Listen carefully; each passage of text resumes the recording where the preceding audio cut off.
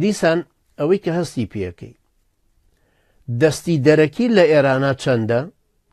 بێگومان زۆرە.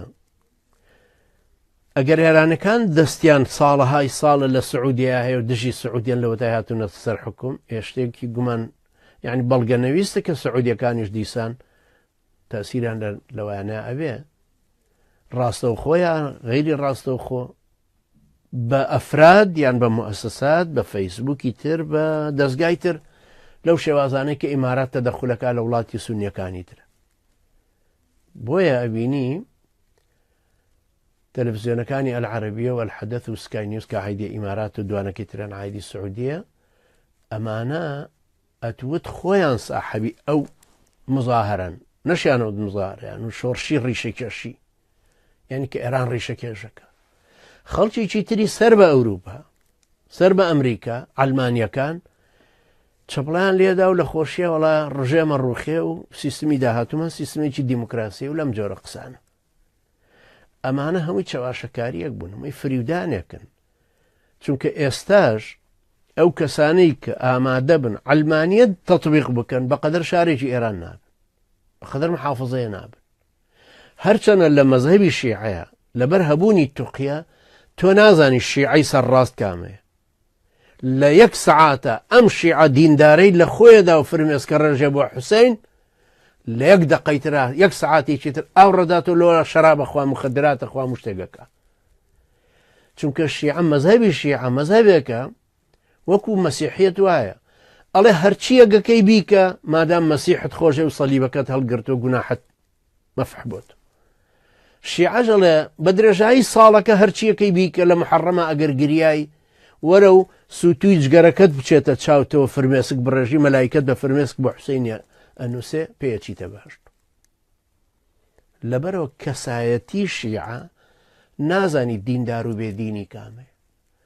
لە یەک کاتە ئەوەی سەرجا دەکە ئەشێ بێ دینەکە بێ، لە یەک کاتە ئەشێ ئەوەی کە دیندارەکە بێ. بۆیە ئەمەش جۆرێکی ترە لە دەستێ وەردانەکە. بەڵام لە هەمان کاتە معنای وانە ئەو ئەلمانیەتەی شکستی خوارد لە زەمەنی شایە لە 1970 ئێستا ئەوەندە قووەت و نفوزی بۆ دروست بوو بێتەوە لە مجاهدین خەڵق زۆرتر.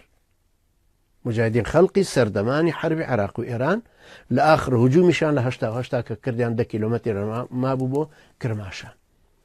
هەموو خەلایەکانی خۆیان خستە بۆ ئیش و هەمویان هاتن بەرەو ئەوەی کە جەبهە بگرن، شار بگرن، شوێن بگرن. نەشیان توانی. ئێرانیش تازە لە حربی عێراقی ئێرانەکە تەواو بوو. فەڕەنسا و عێراق هەموو ئیمکانیەتێکیان خستە بۆ بەردەستی مجاهدین خەڵق.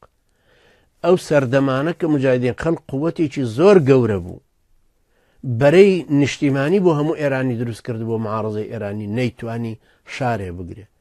ئەلمانیەتی ئێستا چۆن نەتوانێت شارێک کۆنتڕۆڵکە؟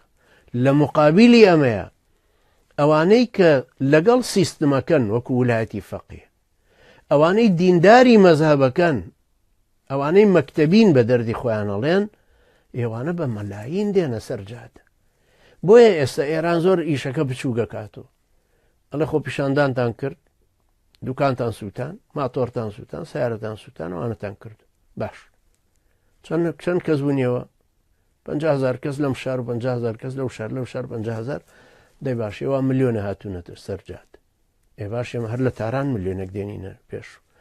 ئەگەر ملیۆنێک لە تاران بێنینە سەرجادە کە پایتەختە و منفتیحە و ئەنواع ئەشکال ئەفکاری تیا و خەڵک بە سەفاراتەوە ڕەبتە و خەڵکی بێدین زۆرتر لە پایتەختەکانە. ئێکاکە و کاتە خەڵکی جەهرۆم بێ هەمووی نوێژەکە، هەمووی دینەکەیەوێ. ئەنجاش کابرای شیعە معارضی سیستمەکە ئەبێ، بەڵام دژی دەوڵەتی خۆی ناوەستێتەوە بڵە دەوڵەتەکە ئەڕوخێنم وەکو عێراقیەکان.